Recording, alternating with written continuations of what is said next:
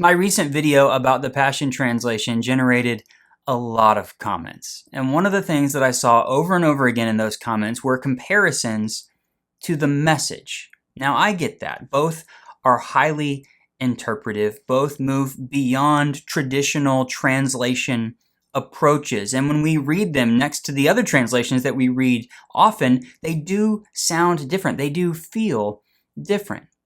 But I don't think they're the same thing. I don't think we should think about the Message the same way we think about the Passion Translation. In fact, I have recommended the Message to people in the past with a couple of caveats, which I will explain. But when it comes to the Passion Translation, I don't recommend it. I tell people to avoid it. So because a lot of those comparisons are out there, I thought it would be important for a quick video right here for us to take a closer look.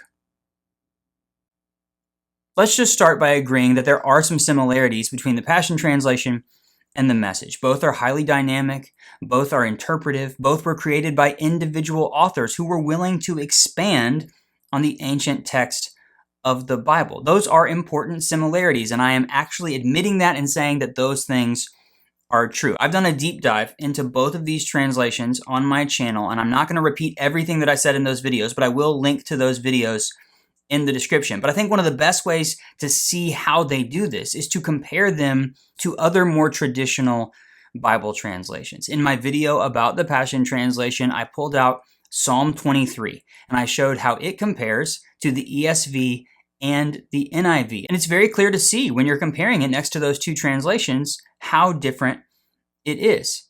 Similarly, when I looked at the Message, I took two of my favorite verses, Philippians 4, 6, and 7, and I showed the Message side by side with the ESV. And again, you can see it and you can feel it. The truth is, if you were placing these Bible translations on the translation spectrum, the Passion Translation and the Message would be much closer to one another than they are to the ESV, the NASB, the NKJV, even the NIV or the NLT. They're going to be all the way over in that range of super dynamic paraphrases of the Bible. So they do have similarities, but they also have some key differences.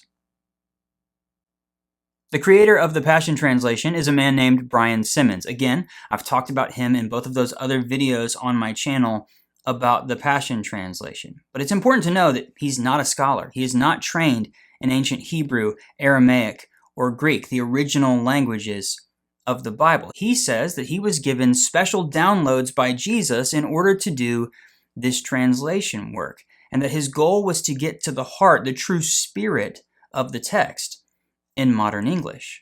The Message, on the other hand, was created by a beloved pastor and author named Eugene Peterson. He's no longer with us, but his books have been read by millions, and he is well respected by people from a broad range of Christian traditions. And he was trained in the ancient languages of the Bible. And he described the goal of his work as a pastoral work. He started working on the Message when he was a pastor, and he wanted to render the language of the text in a way that his church members could better understand.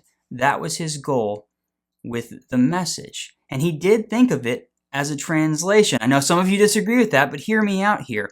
He described it as a translation because he went from ancient Hebrew, Aramaic, and Greek and translated into a modern vernacular of English. That was his goal. My video about the Message really dives into what is the definition of a translation and what is the definition of a paraphrase. And I argued that the Message fits into both categories, and Eugene Peterson agreed with that. Many people have left comments on my videos about the Message saying, well, Eugene Peterson himself called it a paraphrase. But that's not actually true. In fact, Win Collier, the guy who wrote the authorized biography about Eugene Peterson, commented to one of those people on my videos and said, actually, that's not exactly the way Eugene saw it. He did think of his work as translation, but he also took issue with the line we draw between translation and paraphrase. So that was his heart, and he was really transparent. This really gets to the heart of this for me, is that Eugene Peterson's work was incredibly transparent.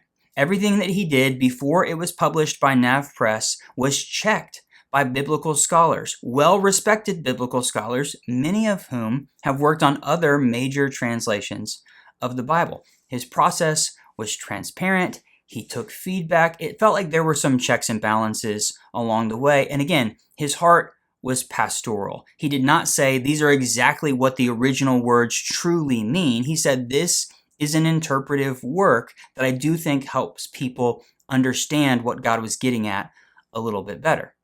On the other side, Brian Simmons, well, we don't have transparency. We don't have a clear understanding of the scholarship behind it. And now people are calling into question whether it actually has been reviewed at the scholarly level that they claim it has. And so when you really dig into it, you see from the person who created it on both sides, totally different set of credentials, totally different background, totally different purpose. And then the scholarly level of accountability is totally different between the two as well. These are important differences.